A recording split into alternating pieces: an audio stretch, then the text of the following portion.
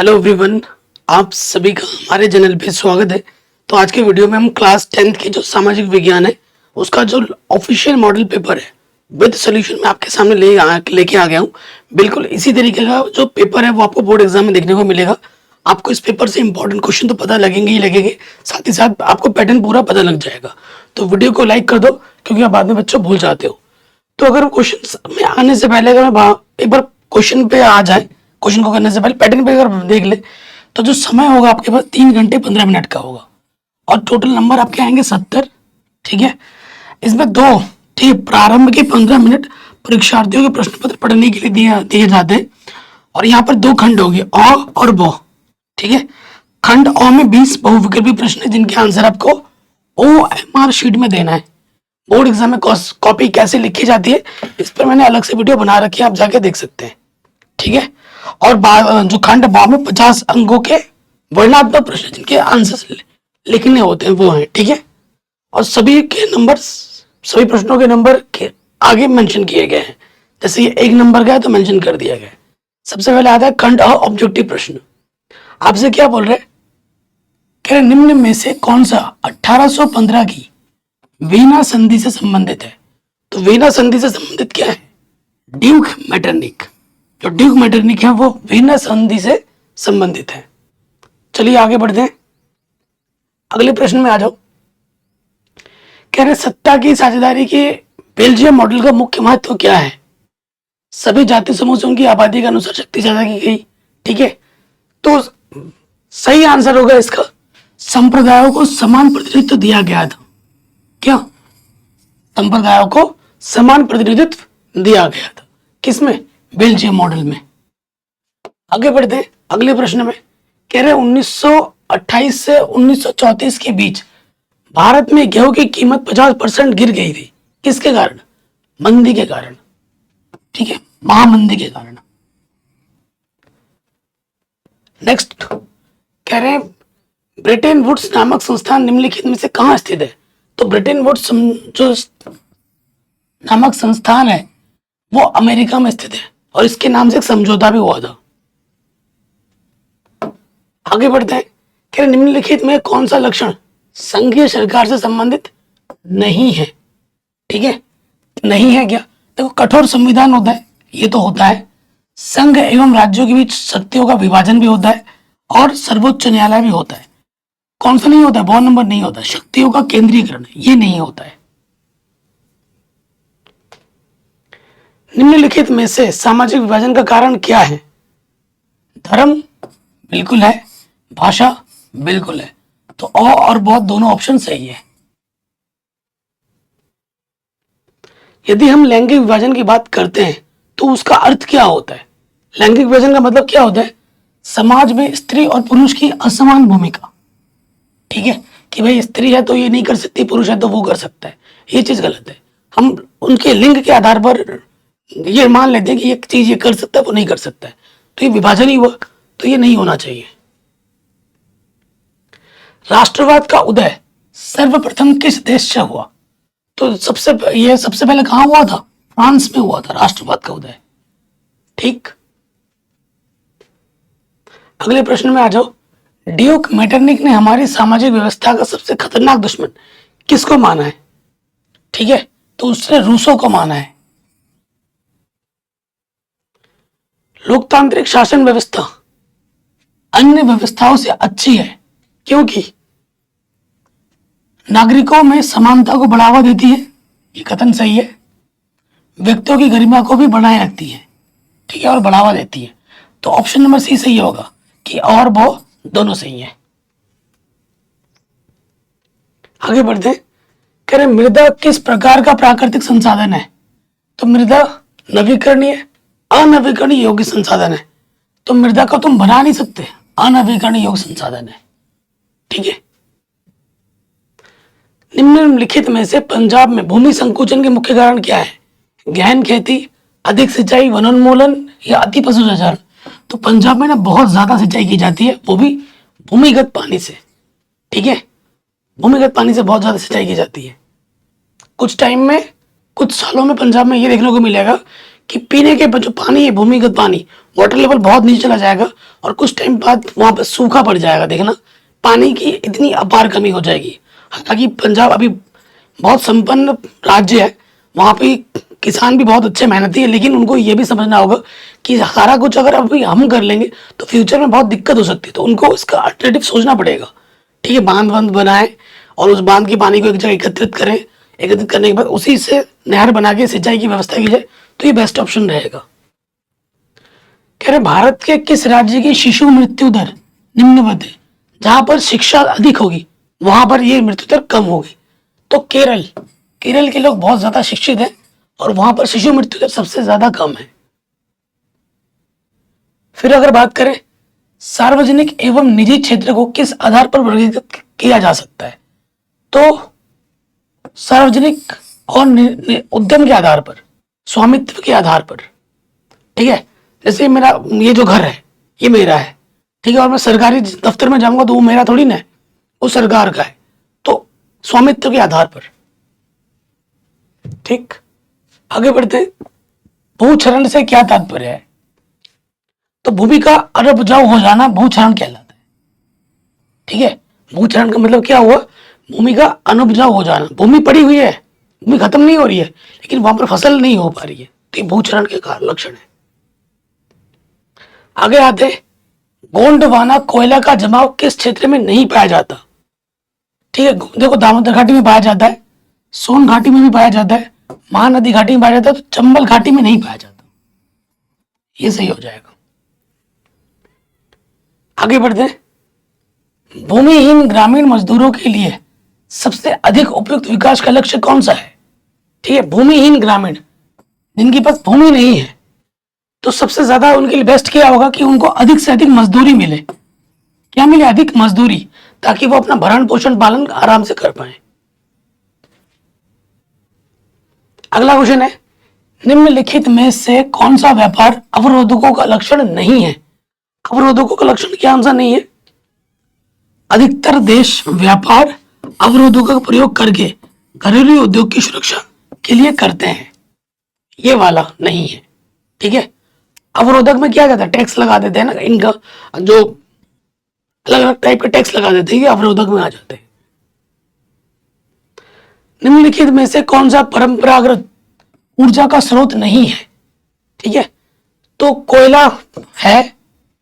ठीक है, तो नहीं क्या है? भूतापीय ऊर्जा, ये परंपरागत स्रोत नहीं है। कौन सा? भूतापीय ऊर्जा। वैश्वीकरण का बहुराष्ट्रीय कंपनियों के निवेश पर क्या प्रभाव पड़ा, ये बताना है। तो बहुराष्ट्रीय कंपनियों के निवेश में वृद्धि हुई, सही बात है। बहुराष्ट्रीय कंपनियों द्वारा भारत के विदेशी व्यापार के अधिकांश भाग पर नियंत्रण हो गया, सही बात है। बहुराष्ट्रीय कंपनियों के आगमन से लोगों की आर्थिक स्थिति अच्छी हो गई, सही बात है। तो ऑप्शन नंबर डी सही हो जाएगा, उपरोक्त सभी। तो ये जो 20 ऑब्जेक्टिव क्वेश्चन थे, इसके आंसर आपको OMR शीट में लिखना है। OMR शीट कैसे भरी जानी है, बोर्ड एग्जाम की कॉपी कैसे लिखी जाती है, इस पे मैंने अलग से वीडियो ऑलरेडी बना रखा है। ठीक है, आप सर्च करोगे टॉपिक लिखकर बोर्ड एग्जाम की कॉपी कैसे लिखें और हमारे चैनल का नाम लिख दोगे तो आपको वीडियो टॉप पे मिल जाएगी, नई वाली इस साल की। ठीक है, तो ये क्वेश्चन भी आपका आराम से बन गया। अब हम आएंगे वर्णनात्मक प्रश्नों में। वर्णनात्मक प्रश्नों में आंसर लिखना 80 शब्दों में। 80 शब्द का मतलब होता है एक पेज। ठीक है, एक पेज में कम से कम लिखना है आपको आंसर। कह रहे प्रथम विश्व युद्ध के पश्चात होने वाली महामंदी के कारणों की समीक्षा कीजिए। 4 नंबर में आएगा। कितने नंबर में? 4 नंबर में। तो प्रथम विश्व युद्ध कब से कब हुआ था? 1914 से 1918 तक। कई बार आ जाता है प्रथम विश्व युद्ध कब से शुरुआत हुई, तो 1914 से। ठीक है, ऑब्जेक्टिव में आ सकता है। तो सबसे पहला जो स्थिति है, युद्ध द्वारा उत्पन्न स्थितियां। कैसे? प्रथम युद्ध काल में सेना से संबंधित वस्तुओं की मांग में वृद्धि हुई, जैसे पिस्तौल, ठीक है, गोला बारूद, गोलियां, ये सब इनकी मांग में बहुत ज्यादा वृद्धि हुई और औद्योगिक प्रसार किए गए। सैनिक व युद्ध संबंधी माल की मांग में तीव्र कमी के कारण आर्थिक महामंदी का जन्म हुआ।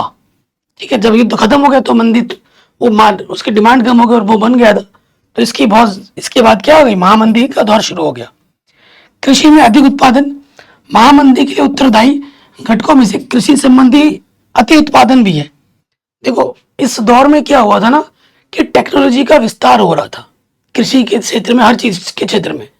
तो जैसे ही टेक्नोलॉजी आई तो लोगों ने पैदावार बढ़ा दी अपनी, क्योंकि उस टाइम पे फसल ज्यादा मिल होने लगी। तो सोचा ज्यादा फसल उगाएंगे तो हमें ज्यादा पैसा मिलेगा, कर दिया ऐसा।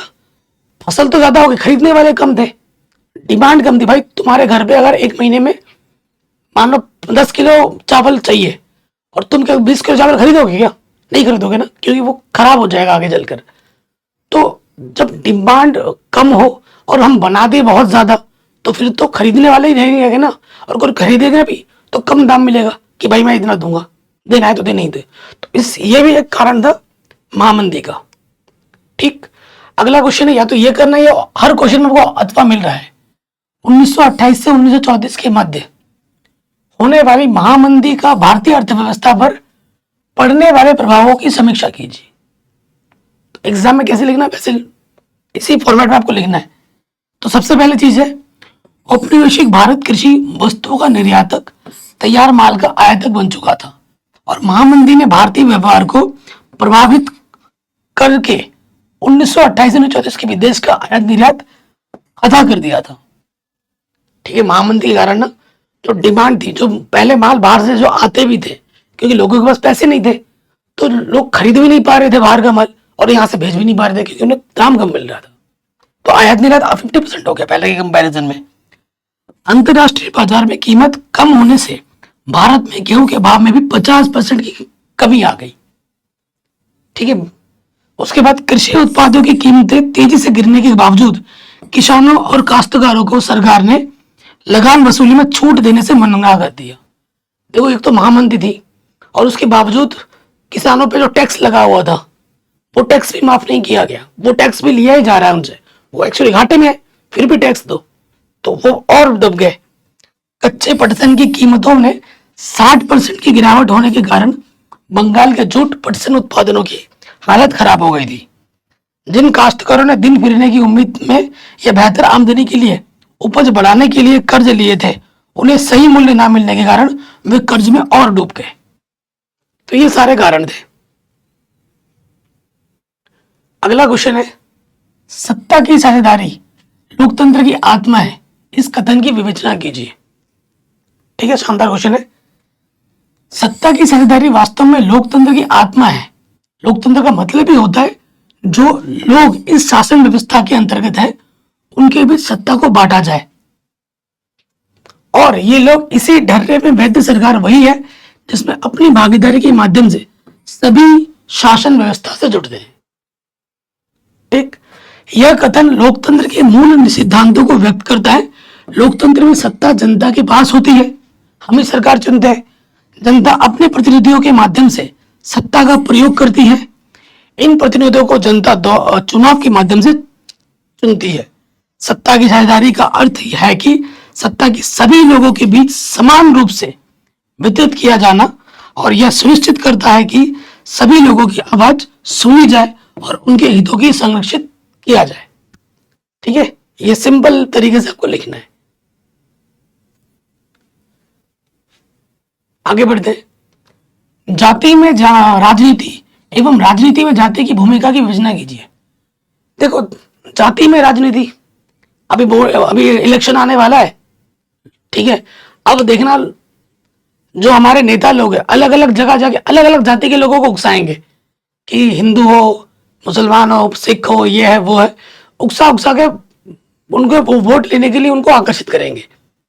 राजनीति में भी जाति है, जाति में भी राजनीति है, इन वर्ड्स को हम समझते हैं क्या है, और ये आज चल रहा है और हमेशा चलता रहेगा जब तक हम अपनी सोच नहीं बदलेंगे। और इसी का फायदा कौन उठाते हैं? आजकल के नेता उठाते हैं, हम में फूट डाल के।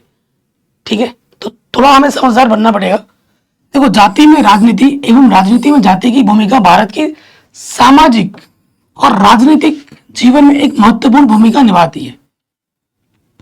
जाति में राजनीति का अर्थ है कि जातियां राजनीति में कैसे शामिल होती हैं।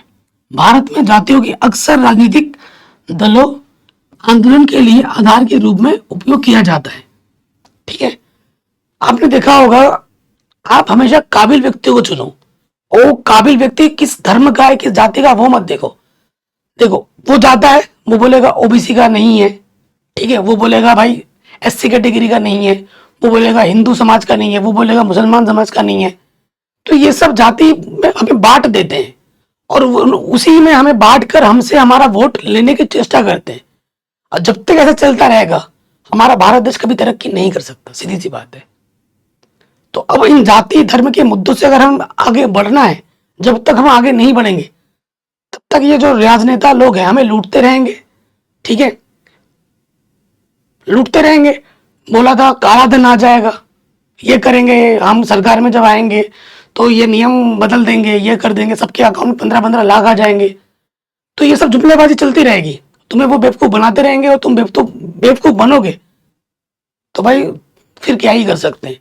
तो अपना दिमाग लगाओ, अच्छा कैंडिडेट चुनो, वो किसी भी धर्म का हो, किसी भी समाज का हो, उससे मत घबराओ। काबिल व्यक्ति को वोट देना है, शिक्षित व्यक्ति को वोट देना है, ये अपने दिमाग में हमेशा रखना है। ठीक है, जब तक बदलाव हमसे नहीं होता है तो समाज में बदलाव कभी नहीं आएगा। ठीक है, देखो भारतीय जनता पार्टी भाजपा को अक्सर एक हिंदू जातिवादी पार्टी के रूप में देखा जाता है जो उच्च जातियों के हितों का प्रतिनिधित्व करती है।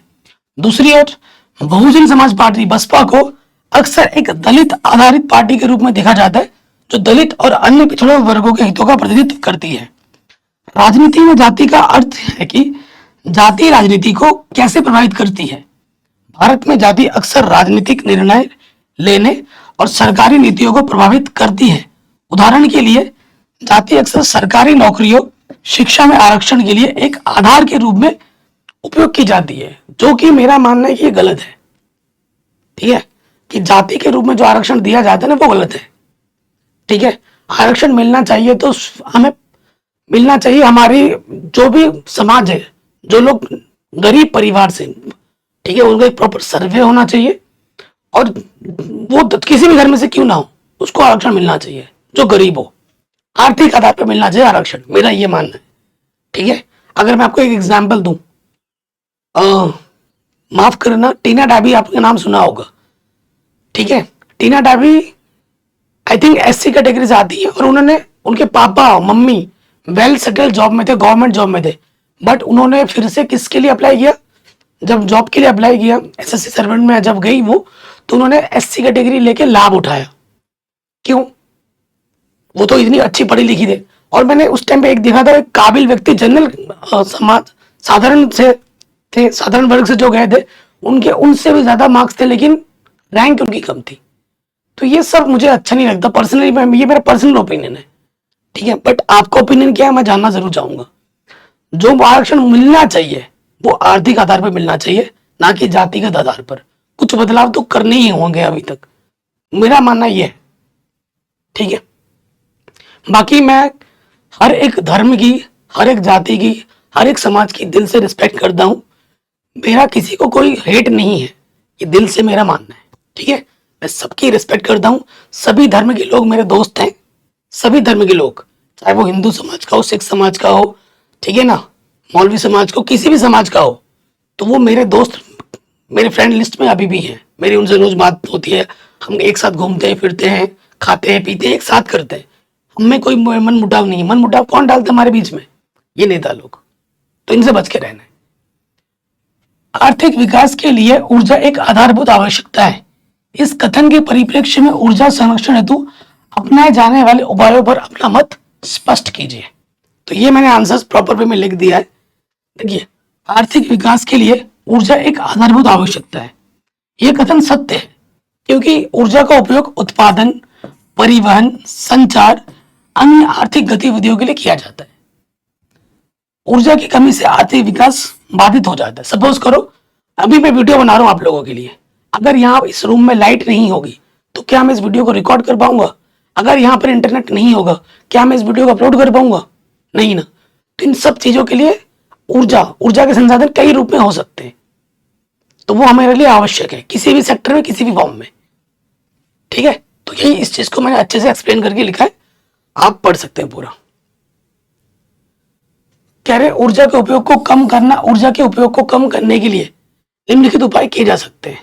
जैसे डीजल पेट्रोल है, कई लोग शोबाजी के लिए फालतू में गाड़ी पेट्रोल, चाहे दोस्त घूम के आते हैं। अरे घूमना ही है तो पैदल जाओ। ठीक है, हेल्थ भी सही हो जाएगा, और आपका पर्यावरण प्रदूषण भी नहीं होगा। क्योंकि कुछ चीजें ऐसी हैं हमारे समाज में, जैसे डीजल, पेट्रोल, पेट्रोलियम के साधन जो लिमिट मात्रा में है, आगे ना कभी चल के वो खत्म हो जाना है। तो हर चीज का हमें विवेकपूर्ण उपयोग करना है ताकि हमारा पर्यावरण भी अच्छा रहे और हम आने वाली पीढ़ी के लिए भी वो चीजें बचा के रखें। ठीक है, ये सारी चीजें मैंने यहाँ पर मेंशन की है, आप इसे पढ़ सकते हैं।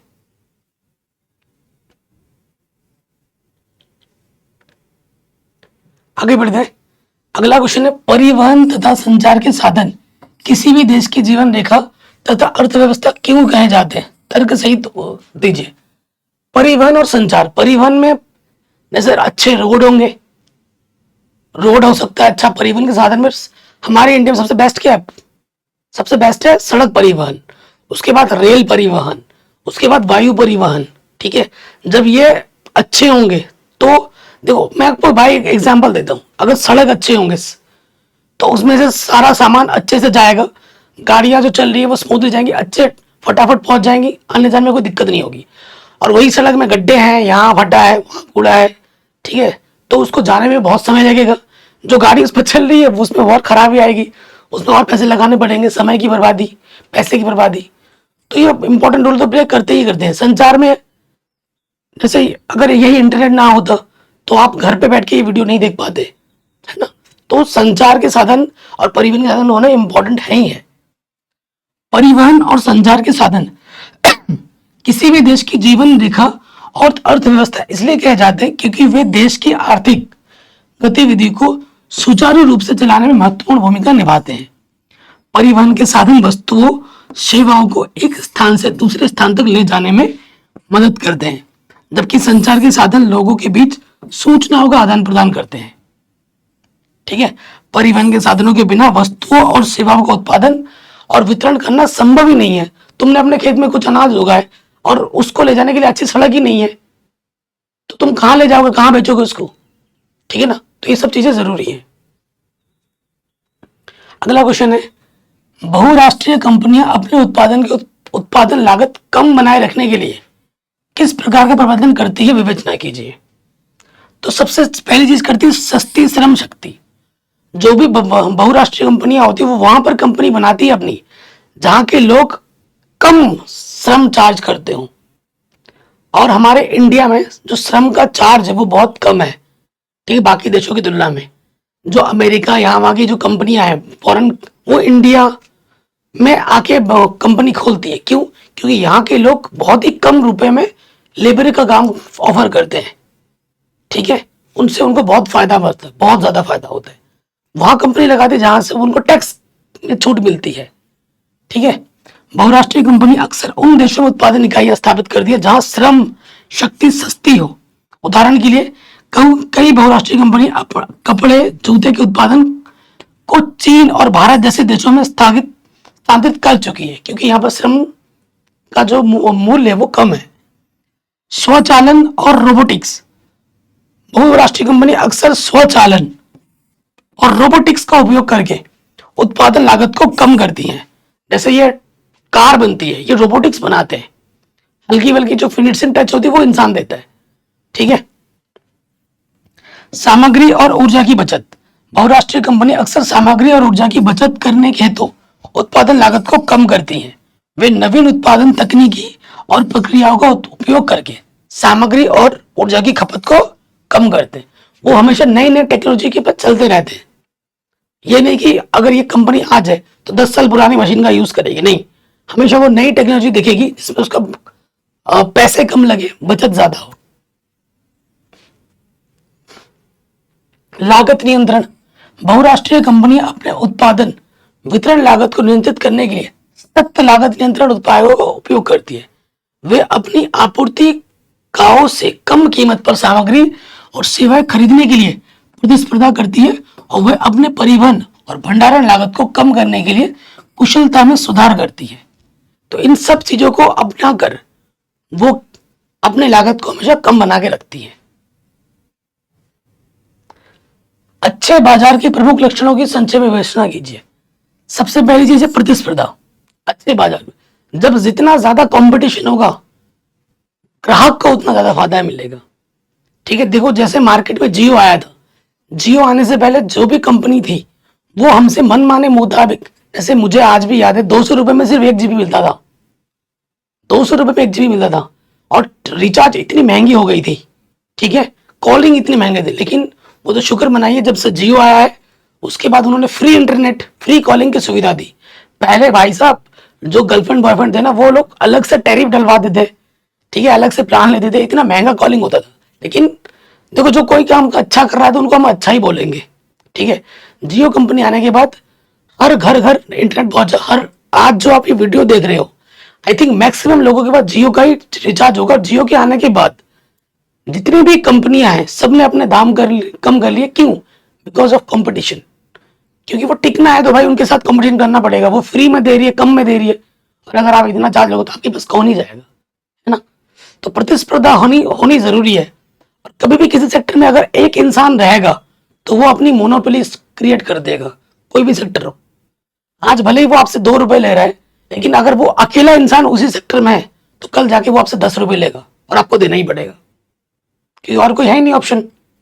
इसीलिए हमेशा कंपटीशन अगर है तो वो आपके लिए बेहतर है, चाहे वो राजनीति में ही क्यों ना हो।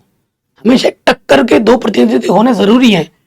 अगर कोई एक राजनीति में है, ठीक है, वो अपनी सरकार है, अगर दूसरा अगर विपक्ष कमजोर होगा ना तो वो जो पार्टी सत्ता में वो अपनी मनमर्जी करेगी।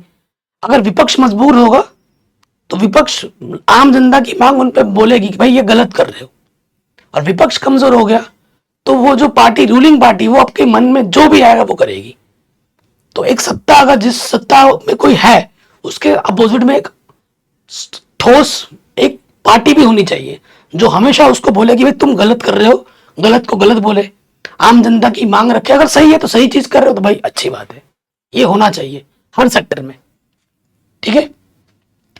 सूचना का प्रभाव, एक अच्छे बाजार में जानकारी का मुक्त प्रवाह होना चाहिए। उपभोक्ता उत्पादों के पास उत्पादों और सेवाओं के बारे में पर्याप्त जानकारी होनी चाहिए ताकि वे सूचित निर्णय ले सके।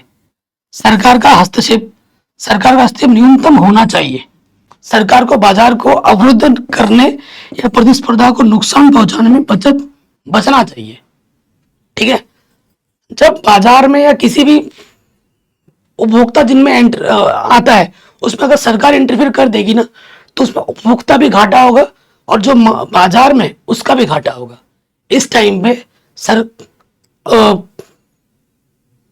चलो छोड़ो, नहीं बोलता। अगले में आ जाते हैं जो बड़े बड़े प्रश्नोत्तर है, क्योंकि आजकल देखा गया ना यूट्यूब में कुछ भी बोलो तो उस बात का इशू बन जाता है। तो भी मैं बहुत सी चीजें नहीं बोलना चाहता हूँ, ठीक है। इशू क्यों बन गया? हम लोकतांत्रिक देश ही है। अगर हम लोकतांत्रिक देश में अपनी बात नहीं रख सकते खुल के तो वो काहे का लोकतंत्र रहेगा फिर, है ना। तो ये चीज हमेशा मेंटेन रहे, हमेशा बनी रहे। इस चीज के लिए हमेशा जागरूक रहना पड़ेगा हमें, ताकि हमारा जो संविधान है सबसे बेस्ट संविधान है। और इस आजादी के लिए हमारे वीर जवानों ने आहुति दे दी ताकि हम अपने स्वच्छ वातावरण में रह सके, अपने मन की बात कह सके। अगर इसी समाज में अगर हमें दबे सबे रहना पड़े, हम कुछ बोल ना पाए, तो फिर तो व्यर्थ है सब कुछ, है ना, वो सब व्यर्थ हो जाएगा। महात्मा गांधी द्वारा चलाए जाने वाले असहयोग आंदोलन के क्या कारण थे? इसे उन्होंने क्यों स्थगित कर दिया था? तो महात्मा गांधी द्वारा चलाया गया असहयोग आंदोलन भारतीय स्वतंत्रता संग्राम का एक महत्वपूर्ण अध्याय है। इस आंदोलन के मुख्य कारण निम्नलिखित थे। सबसे पहले खिलाफत आंदोलन। 1919 में तुर्की की पराजय के बाद तुर्की के खलीफा को पदच्युत कर दिया गया था और इसके मुस्लिम समुदाय में रोष फैल गया था। महात्मा गांधी ने मुस्लिम समुदाय के इस आंदोलन को समर्थन देने के लिए असहयोग आंदोलन की शुरुआत की थी। पंजाब में अत्याचार। 1919 में जलियांवाला बाग नरसंहार और अन्य घटनाओं के कारण पंजाब में अंग्रेजों के खिलाफ आक्रोश बढ़ गया था और महात्मा गांधी ने पंजाब में अंग्रेजों के खिलाफ आंदोलन को समर्थन देने के लिए असहयोग आंदोलन की शुरुआत की थी, ठीक है। स्वराज्य की प्राप्ति। महात्मा गांधी ने असहयोग आंदोलन को भारत को ब्रिटिश शासन से मुक्त कराने के लिए एक साधन के रूप में देखा। उन्होंने लोगों को अंग्रेजों के साथ सभी सहयोग के समाप्त करने की घोषणा करने को कहा।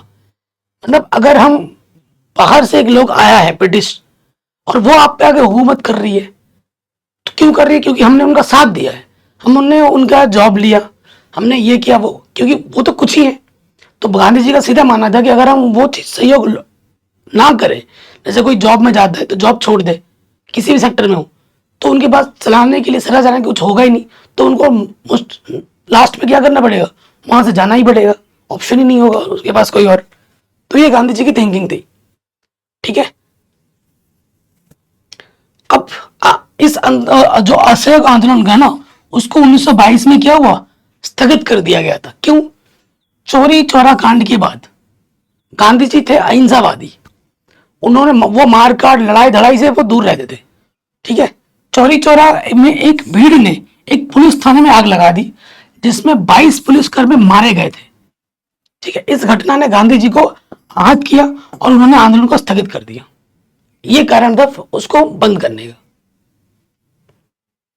अगला क्वेश्चन है, सत्याग्रह का क्या अर्थ है? सत्याग्रह पर महात्मा गांधी के क्या विचार थे? सत्याग्रह क्या है? 2 नंबर मिलेंगे लिखने पर, और विचार क्या है उस पर 4 नंबर मिलेंगे। सत्याग्रह एक आधुनिक राजनीतिक दर्शन है जिसका प्रतिपादन महात्मा गांधी जी ने ब्रिटिश शासन के खिलाफ संघर्षों में किया। सत्याग्रह के विचार में सत्य की शक्ति, सत्याग्रह का मतलब सत्य की शक्ति पर आग्रह और सत्य की खोज पर जोर दिया जाता है।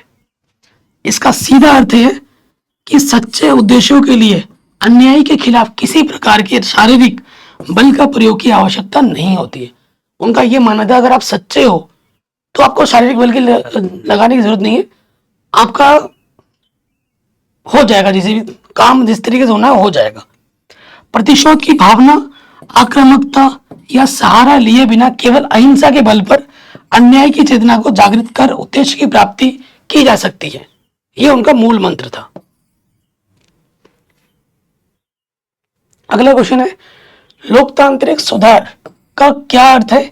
इसके लिए उठाए जा सकने वाले किन्हीं 4 कदमों का उल्लेख कीजिए। तो लोकतांत्रिक सुधार का अर्थ है लोकतांत्रिक व्यवस्था को बेहतर बनाने के लिए किए जाने वाले उपाय, ठीक है, उन्हें हम कहते हैं लोकतांत्रिक सुधार। जैसे 4 सुधार की बात करनी तो पहला आ जाएगा चुनाव सुधार। लोकतांत्रिक सुधारों का एक प्रमुख हिस्सा चुनाव है, चुनाव सुधार है।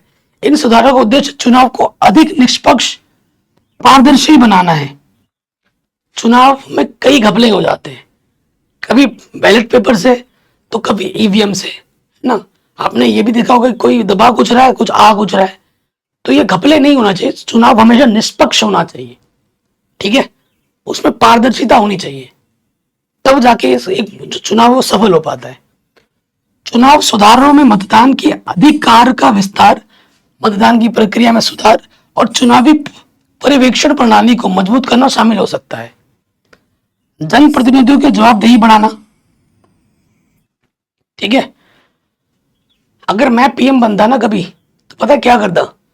जैसे हम कहीं जॉब पे जाते हैं तो हमें क्या देना पड़ता है? हमें उसके लिए क्वालिफाई करना पड़ता है, उसके काबिल बनना पड़ता है कि नहीं? तो अगर कोई भी कैंडिडेट, चाहे वो विधायक हो, चाहे वो गांव का पंचायत हो, चाहे वो देश का पीएम हो या राष्ट्रपति हो, अगर उसको ये बनना है, अगर मेरे पास अगर बस होता ना, तो सबके लिए मैं क्वालिफिकेशन रखता।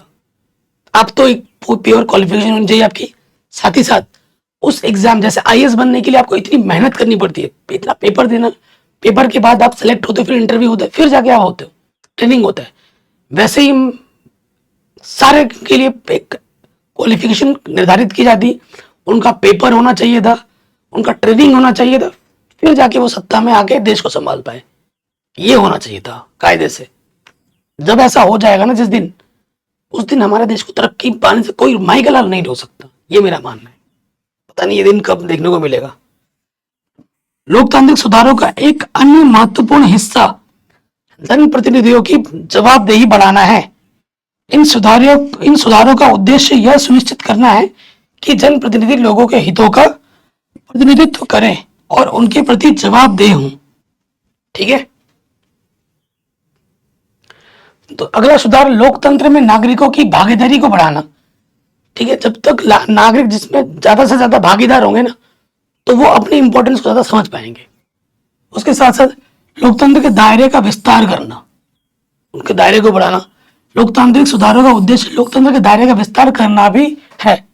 इससे यह सुनिश्चित होता है कि सभी नागरिक लोकतंत्र के लाभ ले सके, उनको लोकतंत्र का लाभ मिले। इससे ये मतलब है हमारा। ठीक, डिटेल में लिखा हुआ है, आप पढ़ सकते हैं, लिख सकते हैं। अगला क्वेश्चन क्या है, वैध शासन का क्या अर्थ है? लोकतंत्र किस प्रकार उत्तरदायी, जिम्मेदार एवं वैध सरकार का गठन करता है? वैध सरकार, वैध शासन का अर्थ है वह शासन जिसे जनता स्वीकार किया जाता है, जनता द्वारा स्वीकार किया जाता है, जनता द्वारा चुनी जाती है, उसे हम वैध सरकार कहते हैं। ठीक है, एक वैध सरकार लोगों के हितों का प्रतिनिधित्व करती है और उनके प्रति जवाबदेही होती है। ठीक है, कैसे? जैसे चुनाव है, लोकतंत्र में शासन को जनता द्वारा चुना जाता है। इससे यह सुनिश्चित होता है कि सरकार लोगों के हितों का प्रतिनिधित्व करती है। संवैधानिक शासन, लोकतंत्र में सरकार को एक संविधान द्वारा शासित किया जाता है। संविधान सरकार की शक्तियों को सीमित करता है और यह सुनिश्चित करता है कि सरकार लोगों के हितों के लिए काम करे। न्यायिक स्वतंत्रता, लोकतंत्र में न्यायिक पालिका सरकार की शक्तियों पर अंकुश लगाती है। न्यायपालिका यह सुनिश्चित करती है कि सरकार कानून के अनुसार काम करेगा।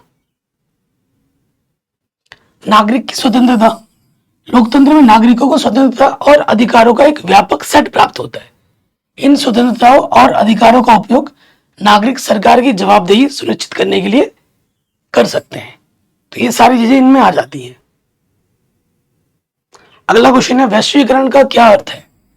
वैश्वीकरण का कृषि पर पड़ने वाले प्रभावों का वर्णन कीजिए। तो देखिए, वैश्वीकरण का अर्थ है दुनिया भर के देशों, लोगों के बीच आर्थिक, सामाजिक, सांस्कृतिक संबंधों का विस्तार। वैश्वीकरण के कारण देशों के बीच व्यापार, निवेश, प्रवास में वृद्धि हुई है। इससे सूचना और प्रौद्योगिकी के प्रसार को भी बढ़ावा दिया जाता है। क्या प्रभाव है? व्यापार और निवेश में वृद्धि। वैश्वीकरण ने कृषि उत्पादों के व्यापार और निवेश में वृद्धि की है।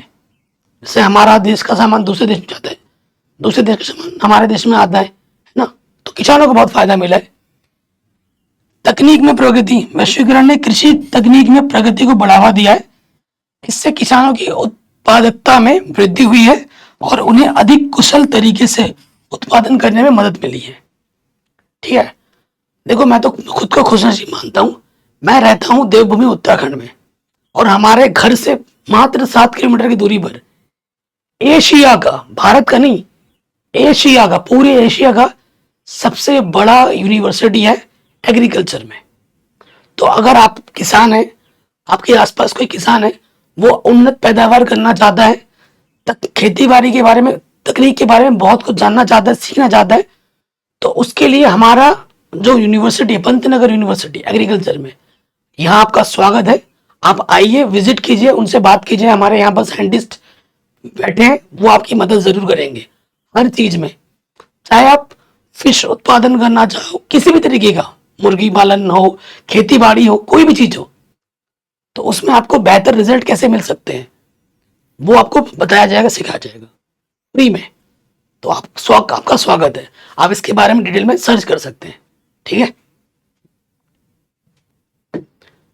नकारात्मक प्रभाव क्या है? अंतर्राष्ट्रीय प्रतिस्पर्धा में वृद्धि।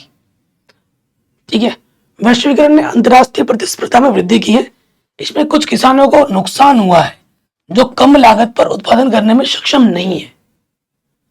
ठीक है, कम, जैसे फॉरेन कंट्री में कम लागत में उत्पादन हो जाता है, हमारे यहाँ मुश्किल है क्योंकि संसाधन उतने अच्छे नहीं है। पर्यावरणीय प्रभाव, वैश्वीकरण ने कृषि के पर्यावरणीय प्रभाव को बढ़ावा दिया है। इससे अधिक सिंचाई, रासायनिक उर्वरकों, कीटनाशकों के उपयोग में वृद्धि हुई है।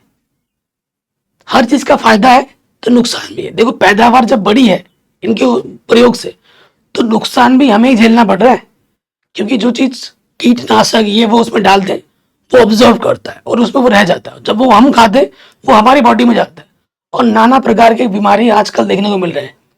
पहले के जो लोग थे वो 100-100 साल जीते थे, और आज के लोग आप देख ही रहे हो, आजकल कोई भी किसी भी व्यक्ति बीमार पड़ जा रहा है। ठीक है, ग्रामीण विकास पर असर, वैश्वीकरण ने ग्रामीण विकास पर असर डाला है। इससे ग्रामीण क्षेत्रों में शहरों की ओर पलायन बढ़ा है। गांव के लोग शहर जाते हैं अच्छी कमाई के लिए, रोजगार ढूंढने के लिए। तो इन पर भी सरकार को विचार करना चाहिए।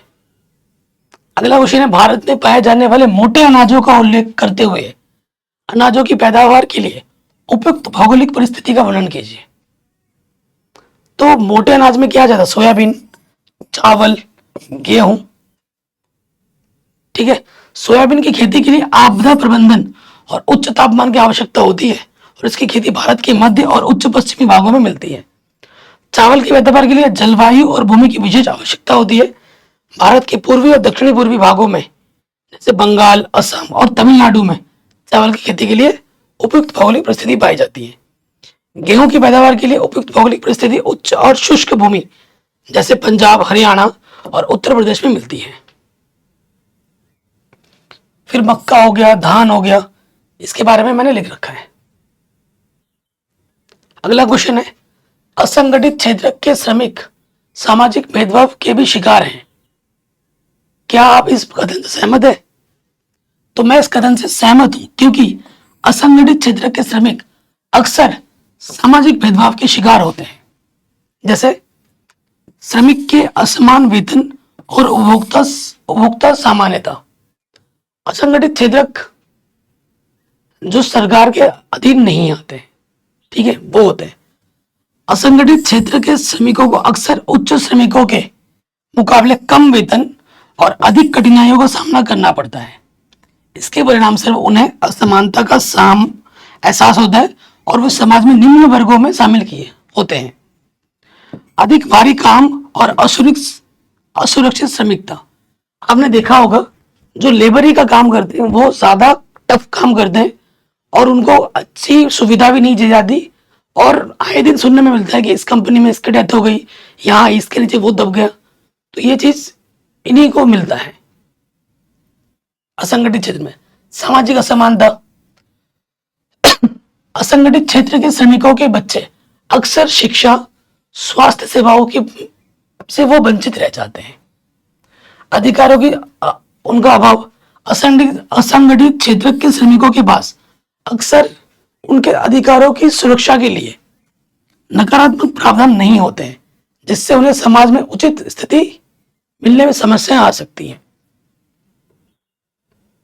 अगला क्वेश्चन है, मानव विकास सूचकांक क्या है?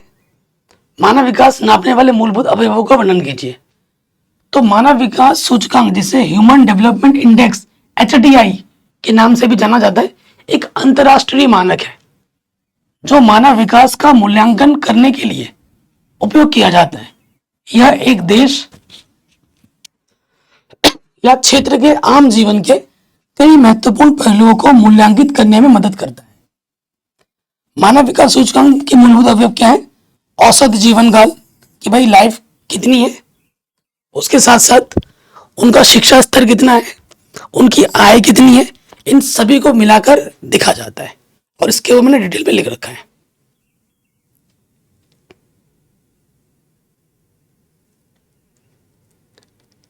अगला क्वेश्चन है, मानचित्र संबंधित। पर मानचित्र का एक प्रश्न जरूर आता है। निम्नलिखित स्थानों को भारत के रेखा चित्र में दिखाइए। वह स्थान जहां जलियांवाला हत्याकांड हुआ था, लिखोगे आधा नंबर, मानचित्र में दिखोगे आधा नंबर। वह स्थान जहां गांधी जी ने नमक बनाना प्रारंभ किया था। वह स्थान जहां नील की खेती करने पर किसानों ने आंदोलन किया। वह स्थान जहां सूती मिल श्रमिक ने सत्याग्रह किया। और वह स्थान जहां दिसंबर 1920 में भारतीय राष्ट्रीय कांग्रेस का अधिवेशन हुआ। ये लिखना है। तो देखिए ये मानचित्र है। अब आ जाएंगे उत्तर पर। तो जलियांवाला हत्याकांड हुआ था अमृतसर पंजाब में, वो यहां पर है। नेक्स्ट, वह स्थान जहां से गांधी जी ने नमक बनाना प्रारंभ किया वो है दांडी, यहां पर। ठीक है। अगला क्वेश्चन है, वह स्थान जहां नील की खेती करने वाले किसानों ने आंदोलन किया वह है नदिया जिला बंगाल में, यहां पर। अगला क्वेश्चन है, वह स्थान जहां सूती मिल श्रमिकों ने सत्याग्रह किया वह है अहमदाबाद में। कहां पर? अहमदाबाद में।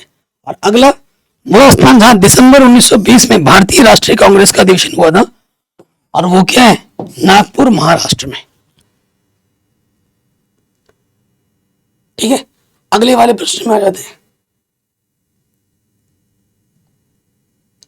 पश्चिम बंगाल, नर्मदा नदी, महानदी, झारखंड और भारत के पूर्वी तट पर स्थित एक पतन, इन चिन्हों के द्वारा दर्शाना है। तो देखो पहले वाले का आंसर है सुंदरबन, दूसरे वाले का आंसर है ओखनेश्वर बांध, तीसरे वाले का आंसर है महानदी, चौथे वाले का झरिया कोयला क्षेत्र और पांचवे का है पारादीप बंदरगाह। तो आशा करता हूँ ये वीडियो आपको पसंद आई होगी। मैंने इस वीडियो में आपको हर एक क्वेश्चन का आंसर दिया है, ठीक है, हर एक क्वेश्चन का, अथवा में हो जिसमें भी हो, सारे क्वेश्चन मैंने बताए, सब कुछ मैंने बढ़ा दिया है, ठीक है, जिसके लिंक्स मिलेंगे डिस्क्रिप्शन में। चैनल पे अगर नए हो तो वीडियो को लाइक करें, शेयर करें और इसे हर जगह शेयर कर दें। वीडियो बनाने में बहुत मेहनत लगी है। मैं चाहता तो सिर्फ क्वेश्चन बताता और बाकी यूट्यूबर्स की तरह, लेकिन मैं ऐसा नहीं हूँ। मैं आपको क्वेश्चन विद आंसर्स बताता हूँ, ठीक है, और ये क्वेश्चन मोस्ट इंपॉर्टेंट है और यहाँ से बहुत सारे क्वेश्चन आपकी बोर्ड एग्जाम में आ सकते हैं। जय हिंद, अपना ख्याल रखें, मिलते हैं नए वीडियो में।